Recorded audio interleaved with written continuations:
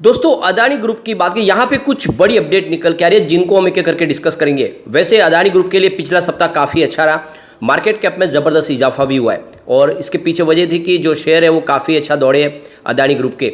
आप ये समझ ही सकते हैं कि जिस तरह से लगातार पॉजिटिव माहौल बन रहा है, अदानी ग्रुप अपने बिजनेस को फिर से पटरी पर लाने की कोशिश कर रहे हैं। कुछ बड़े अचीवमेंट हुए उनके, उसका नतीजा भी देखने को मिला और जिस तरह से देखें तो जो उनके ऊपर सवाल उठाए जा रहे हैं उसके जवाब भी दिए जा रहे हैं लगातार, उसकी वजह से भी कुछ पॉजिटिव इफेक्ट देखने को मिल रहा है।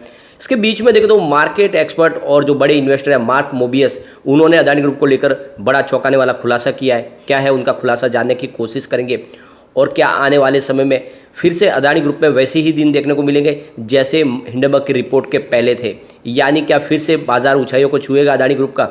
इन सारी बातों को जानेंगे इस वीडियो के माध्यम से। लेकिन फ्रेंड उससे पहले अगर आप पहली बार हमारे चैनल पे आए तो चैनल को सब्सक्राइब कर दीजिए, एक बेल आइकन दबा दीजिए ताकि जब भी नया वीडियो बने पहला नोटिफिकेशन आपको मिले। वीडियो पसंद आए तो लाइक से जरूर कीजिए। चलो फ्रेंड्स वीडियो स्टार्ट करते हैं। मैं हूँ आपका दोस्त एसबी दवे और हमारे अपने चैनल ऑनलाइन कमाई में आपका बहुत बहुत स्वागत है। जो सप्ताह अभी ये समझ सकते हो, आज आप सैटरडे ही हमारे जो सप्ताह खत्म हुआ इस बार छोटा था क्योंकि आप देखो फ्राइडे के दिन अम्बेडकर जयंती थी, उस वजह से हमारा हॉलीडे था। तो आप देख सकते हो कि जो कारोबार है वो यहाँ पे सिर्फ 4 दिन का ही हुआ, लेकिन उसके बीच में इस 4 दिन में भी अदानी ग्रुप ने काफ़ी बड़ा अचीवमेंट किया। करीब 44,000 करोड़ रुपीज़ का उनका मार्केट कैप बढ़ चुका है। इस दौरान देखें तो निफ्टी जो इंडेक्स बढ़ा है वो 1.3% बढ़ा है, लेकिन अदानी इंटरप्राइजेस और अदानी टोटल गैस में देखें तो लगभग 6% की वृद्धि देखने को मिल रही है। अदानी ग्रीन एनर्जी लगभग 10% दौड़ा। Adani ports special economic zone की बात की, यहाँ पर भी लगभग 3% की तेज़ी थी और अदानी ट्रांसमिशन में 8% की तेज़ी थी। तो काफ़ी अच्छा किया है पिछले एक सप्ताह में। तो ये तेज़ी की वजह से जो मार्केट कैप है वो करीब 43,815 को बीस बढ़ा है अदानी ग्रुप का।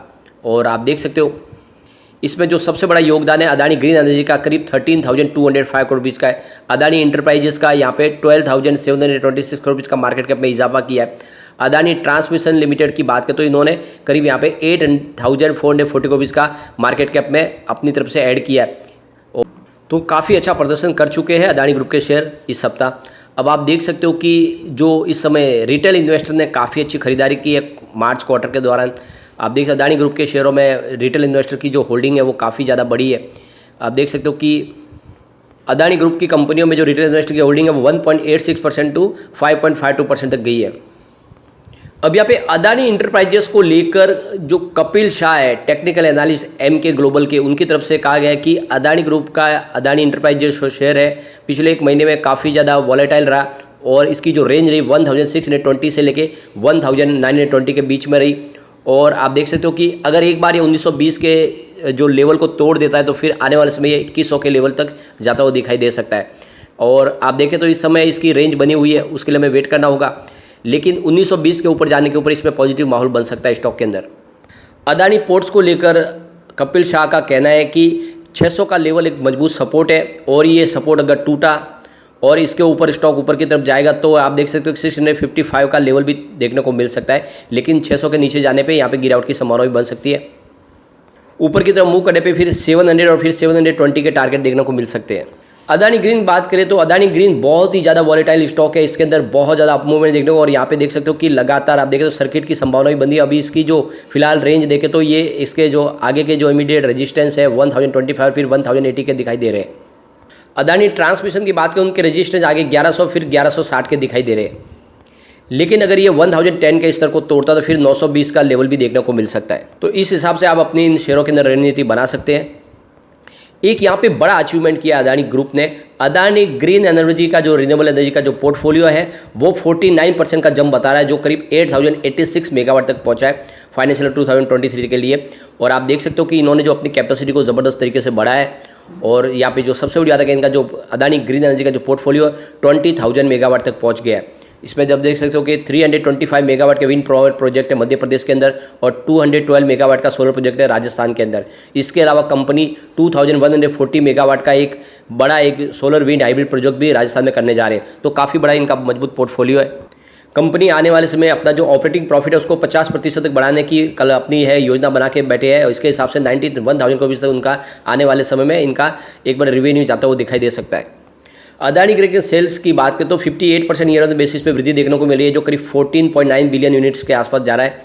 और पिछले साल ये 9.43 बिलियन के यूनिट के आसपास था। अदानी ग्रीन्स जो है वो अपने आने वाले समय जो अपना पोर्टफोलियो उसको 45 गीगावाट तक पहुंचना चाहिए 2030 तक, और इसके लिए इन्होंने कमर कस ली है। ये जानकारी इन्होंने कल एक्सचेंज को दी है। इनका जो सोलर एनर्जी का पोर्टफोलियो उसमें भी 29% की ईयर ऑन बेसिस पे ग्रोथ देखने को मिली, और जो सेल्स है वो 10,457 मिलियन यूनिट तक पहुंच गया है। इसके अलावा अगर आप देखें विंड एनर्जी के पोर्टफोलियो की बात करें, यहाँ पे 37% की ईयर ऑन बेसिस पे जंप देखने को मिली, और जो सेल्स है वो 1,820 मिलियन यूनिट्स के आसपास रहा है। तो आप देख सकते हो कि काफ़ी शानदार दोनों ही, चाहे विंड एनर्जी और सोलर एनर्जी में कंपनी तेज़ी से आगे बढ़ रही है और नए कीर्तिमान स्थापित कर रही है। तो काफ़ी अच्छा रहा इसका सफ़र, और आप देख सकते हो जिस तरह से बिजनेस बढ़ रहा है, आने वाले समय में एक नया रिकॉर्ड हाई बनता हुआ दिखाई दे सकता है। और वैसे यहाँ पे इनके नाम पे एक बड़ा अचीवमेंट और रहा है, जहाँ पे देखते हैं अदानी इलेक्ट्रिसिटी मुंबई को रैंक 1 मिली है पूरे हिंदुस्तान के अंदर, यानी जो 71 अलग अलग कंपनियाँ जिसमें प्राइवेट सेक्टर की कंपनियाँ भी है और अलग अलग डिस्कॉम है, उन सब में मिलके आप देखें तो नंबर 1 रहा है अदानी इलेक्ट्रिसिटी मुंबई, यानी सबसे शानदार सर्विस देने वाला यहाँ पे ये डिस्कॉम बन चुका है। और आप देख सकते हो कि इन्होंने एक ज़बरदस्त रैंकिंग हासिल की। आप देख सकते हो इनकी जो रैंकिंग है 100 में से 99.6% की रैंकिंग रही, यानी बहुत ही ज़बरदस्त रैंकिंग रही। और उसके पीछे वजह का इनका जो पावर डिस्ट्रीब्यूशन का कामकाज है वो काफ़ी शानदार है, और कम यूनिट के जो प्राइस काफ़ी कम रखी गई, लेकिन उसके बाद भी सर्विस बहुत ही शानदार है, और इसी वजह से इनको ये बड़ा सम्मान मिला है।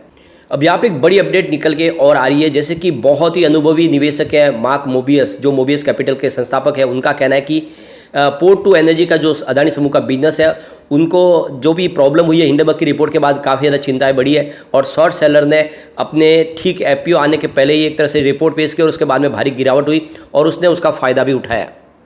तो एक तरह से देखिए तो मार्क मोबियस का कहना है कि हिंडनबर्ग ने जो रिपोर्ट दी उसके बाद में उन्होंने शेयर शॉर्ट सेल किए। इसका मतलब ये है कि कुछ अदानी ग्रुप को लेकर चिंताएं है, लेकिन उन्होंने साथ में ये बात कही कि हिंडनबर्ग की जो रिपोर्ट है वो पूरी तरह से सटीक और निशाने पे थी, ये मुझे नहीं लगता। यानी उन्होंने एक तरह से इस रिपोर्ट को खारिज भी किया है। उनके हिसाब से जो हिंडनबर्ग की जो रिपोर्ट है वो पूरी तरह से सच्चाई से परे थी। सबसे बड़ी बात है कि ये जो हिंडनबर्ग की रिपोर्ट है उसके पहले भी लोगों को पता था कि अदानी परिवार के ऊपर बहुत सारा कर्ज है, कंपनियों के बहुत सारा पैसा बाजार से उन्होंने लिया हुआ है, ये बातें सबको पता थी।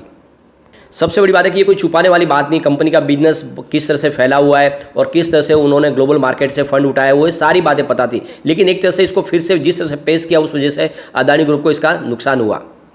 ये बात तो सबको पता है कि उनके ऊपर बहुत सारा कर्ज और एक प्रकार से वो रिस्क भी था। लेकिन जो सबसे बड़ी बात है कि इस समय अदानी ग्रुप के पास बहुत सारी इस समय एसेट है, उनकी जो संपत्ति है वो बहुत ही ज़्यादा मजबूत है और भरोसेमंद है, और इसीलिए GQG पार्टनर ने इस निवेश किया है अदानी ग्रुप के शेयरों में। और सबसे जो बड़ी बात है कि जिस तरह से उनका जो बिजनेस है वो काफ़ी अच्छा है, और इसीलिए GQG पार्टनर ने यहाँ पे 15,000 करोड़ का बड़ा इन्वेस्टमेंट किया है। तो इसमें किसी को भी संदेह नहीं होना चाहिए कि अदानी ग्रुप के ऊपर जो इस समय जो उनकी संपत्ति है वो बहुत अच्छी है, जो बिजनेस वो कर रहे हैं उसमें ज़मीनी हकीकत में वो बिजनेस काफ़ी अच्छे है, और जो उनकी संपत्तियां हैं वो आने वाले समय में उनकी मुसीबतों को कम कर सकती है। और नतीजा ये है कि राजीव जैन ने भरोसा किया अदानी ग्रुप के ऊपर, क्योंकि उनकी जो संपत्ति है उसको देख के ही उन्होंने विश्वास किया कि आने वाले समय लंबे समय में अदानी ग्रुप में अगर निवेश करेंगे तो उनका निवेश उनको अच्छा रिटर्न भी देगा और सुरक्षित भी रहेगा। साथ में उन्होंने ये भी कहा कि इंडिया की बैंकों का भी काफ़ी ज़्यादा कर्ज है, और इसीलिए चाहते हैं कि वो कर्ज उनका सुरक्षित भी रहे, इसलिए वो नया इन्वेस्टमेंट भी कर सकते हैं अदानी ग्रुप में, जिसमें आप देख सकते हो state bank of India, Punjab national bank, bank of Baroda और इंडसइंड बैंक ने पैसे दिए हुए हैं अदानी ग्रुप को, और ऐसे में उनका कारोबार सुरक्षित रहे, उनका पैसा सुरक्षित हो, ऐसे में आने वाले समय और भी मदद कर सकते हैं अदानी ग्रुप की, क्योंकि वो चाहते हैं कि अदानी ग्रुप आगे बढ़े और जिससे उनको भी जो उन्होंने जो लोन दिया हुआ है वो पूरी तरह से सुरक्षित रहे।